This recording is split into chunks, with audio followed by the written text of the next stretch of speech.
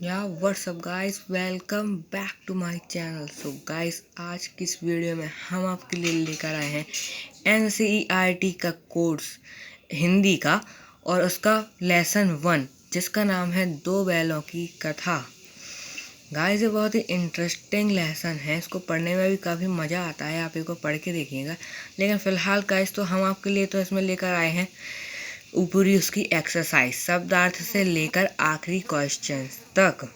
तो आप लोगों को गाइस पहले तो ये शब्दार्थ लिख लेने हैं, पहले हम आपको पढ़ के भी सुना देते हैं शब्दार्थ। निरापद का हो जाएगा सुरक्षित, सहिष्णुता का हो जाएगा सहनशीलता, पछाई का हो जाएगा पालतू पशुओं की एक नस्ल होती है गाइस, उसको पछाई बोला जाता है। गोई हो जाएगा जोड़ी, और कुलेल को कहते हैं क्रीड़ा। विषाद माने होता है गाइस उदासी, और पराकाष्ठा मतलब होता है अंतिम सीमा, बिल्कुल अंतिम सीमा को कहते हैं पराष्ठा। और गण्य मतलब गणनीय, जिसको गिना जाए। विग्रह का है अलगाव, अलगाव एक प्रकार का गांव होगा, पता नहीं है मुझको भी। पगहिया होता है पशुओं को बांधने वाली रस्सी, और थान कहते हैं पशुओं के बांधे जाने वाली जगह को। तो हमारे ये थे गाइस शब्दार्थ। आइए अब हम लोग बढ़ते हैं प्रश्नोत्तर की तरफ। हाँ तो गाइस, हमारा पहला प्रश्न है कि निम्नलिखित प्रश्नों के उत्तर दीजिए। उसका पहला प्रश्न है कि कांजी हाउस में कैद पशुओं की हाजिरी क्यों ली जाती थी। गाइस, तो पहला प्रश्न हमारा ये है कि कांजी हाउस में जो कैद पशु थे उनकी हाजिरी आखिर क्यों ली जाती थी। तो उसका उत्तर है कांजी हाउस में कैद पशुओं की हाजिरी इसलिए ली जाती थी क्योंकि जितने पशु कांजी हाउस में बंद हैं उनमें से कोई पशु भाग तो नहीं गया। गाइस, इसके लिए हमारे इसलिए ली जाती थी कांजी हाउस में उनकी हाजिरी, जिससे जो भी पशु मतलब गाय भैंस गधे बैल जो भी उनमें बंद है उसमें से कोई भाग तो नहीं गया। हाँ तो गाइस, हमारा दूसरा प्रश्न है कि छोटी जो बच्ची थी उसको बैलों के प्रति प्रेम क्यों उमड़ आया। तो उसका आंसर है कि छोटी बच्ची की माँ मर चुकी थी। जो उसकी सौतेली माँ उसके पास सौतेला व्यवहार करती थी। जो उसकी सौतेली माँ थी वो उसके साथ भी सौतेला व्यवहार करती थी। घर के लोग उससे कोई भी प्रेम नहीं करता, जो भी घर के उसमें लोग थे उससे कोई भी प्रेम नहीं करता था। और ऐसा ही व्यवहार बैलों के साथ होता था, जिसे देखकर छोटी बच्ची को बैलों के प्रति प्रेम उमड़ आया। हाँ तो गाइस, हमारा तीसरा प्रश्न यह हो जाएगा कि कहानी में बैलों के माध्यम से कौन सी नीति विषयक मूल्य प्रश्न पढ़ने में थोड़ी दिक्कत हुई है, फिर से पढ़ते हैं। कहानी में बैलों के माध्यम से कौन से नीति विषयक मूल्य उभर आए।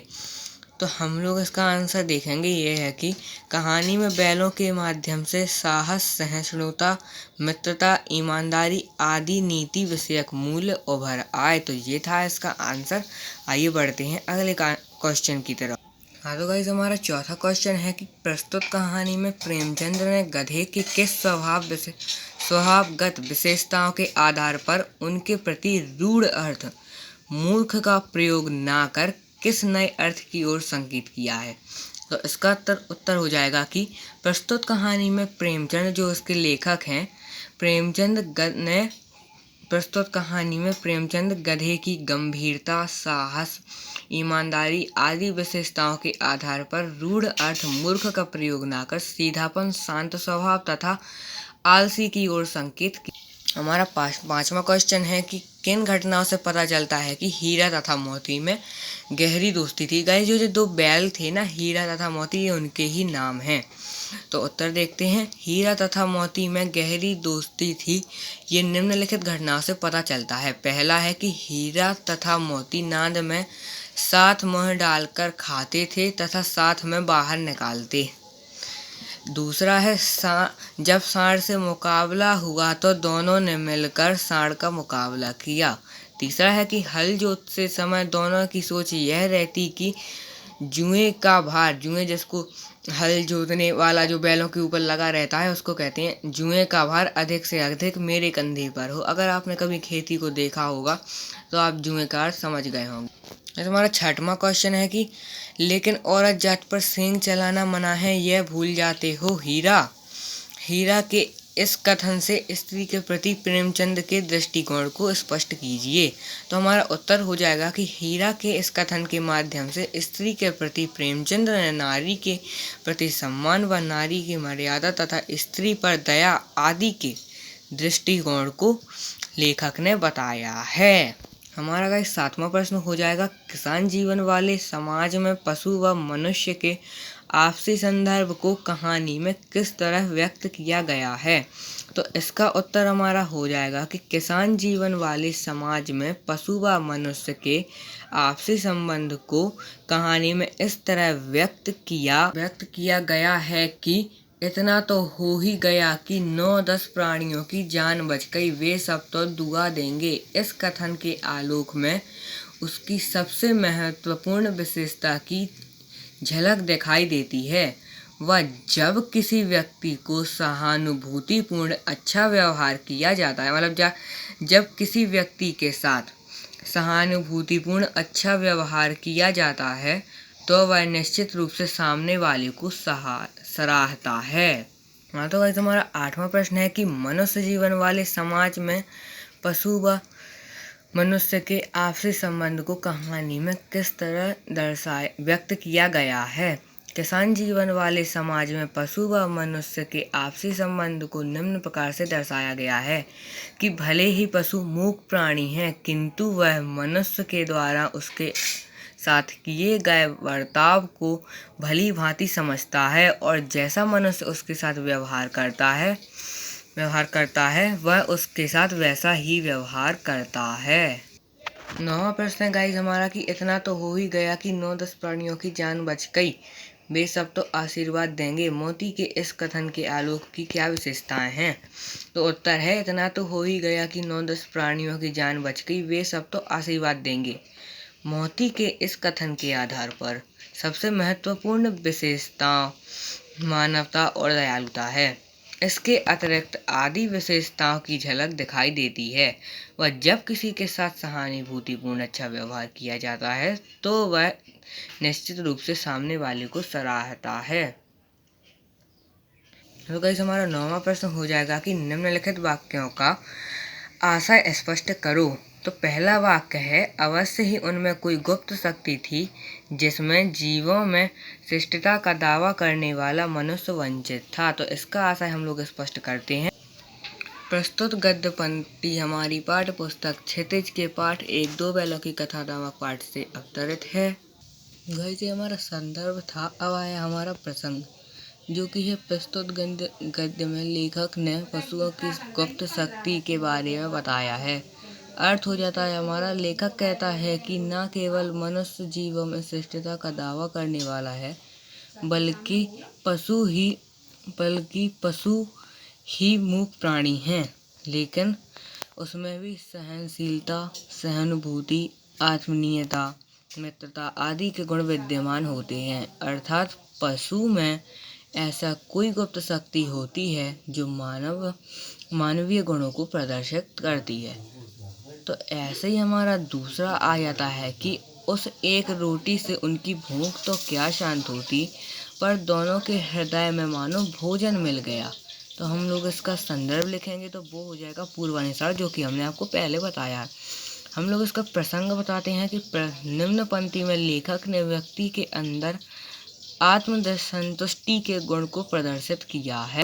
हमारा इसका अर्थ हो जाएगा कि लेखक कहता है कि बच्चों के द्वारा दी गई रोटी से दोनों बैलों की भूख तो क्या शांत होती, पर उनके हृदय में आत्मसंतुष्टि अवश्य मिली होगी। तात्पर्य यह है कि मनुष्य में को भरपेट भोजन भले ही ना मिल सके, परंतु उसे प्रेम से खिलाए जाने पर आत्मसंतुष्टि अवश्य होती है। प्रश्न नंबर हमारा 10 है कि गया ने हीरा व मोती को दोनों वक्त सूखा चारा या भूसा खाने को दिया क्योंकि। उत्तर हो जाएगा हमारा, गया पराये बैलों पर अधिक खर्च नहीं करना चाहता था। तो हमारा 13वें प्रश्न की तरफ 11वां और 12वां प्रश्न आपके लिए होमवर्क में है। तो हमारा 13वां प्रश्न है कि बस इतना ही काफ़ी है, फिर मैं भी जोर लगाता हूँ, ये वाक्य किसका है। तो उत्तर है कि वाक्य में किसी बात पर जोर देने पर जिन शब्दों का प्रयोग होता है उसे निपात कहते हैं। आप लोगों को जो अंडरलाइन वाले जो शब्द दिख रहे हैं वो ही निपात हैं। तो हमारा उत्तर नंबर 14 है कि प्रश्न नंबर 14 है कि रचना के आधार पर वाक्य के भेद बताओ तथा उपवाक्य छांटकर उनके भी भेद लिखिए। तो पहला है कि दीवार का गिरना था कि मरे से पड़े सभी जानवर चेत उठे। तो गाइस इसमें संयुक्त वाक्य हो जाएगा। दूसरा है कि साहस सहसा एक दड़ियल आदमी जिसकी आंखें लाल मुद्रा अत्यंत कठोर आया। इसमें मिश्रित वाक्य हो जाएगा। तीसरा हो जाएगा हमारा हीरा ने कहा गया के घर से नाहक भागे। तो ये भी मिश्रित वाक्य हो जाएगा। चौथा है मैं बेचूंगा तो बिकेगा, ये संयुक्त वाक्य है। पांचवा है अगर वह मुझे पकड़ता तो मैं बेमारे ना छोड़ता, संयुक्त वाक्य है, ये मोती ने कहा था। तो आइए हमारा 15वां प्रश्न है कि कहानी में आए 5 मुहावरे छांटकर उनका वाक्य प्रयोग करो। पहला मुहावरा है जी तोड़ काम करना। तो हमारा वाक्य प्रयोग है भारतीय श्रमिक जी तोड़ काम करते हैं। दूसरा है गम खा जाना। भारतीय सैनिक इतने स्वाभिमानी हैं कि वे गम खा जाते हैं। तीसरा है ईंट का जवाब पत्थर से देना। हमें ईंट का जवाब पत्थर से देना चाहिए। दांतों पसीने आना। कुत्ते के पीछे भागते समय रोहन के दांतों पसीना आ गया। और 5वां आपके लिए होमवर्क में है, आपको खुद करना है। धन्यवाद।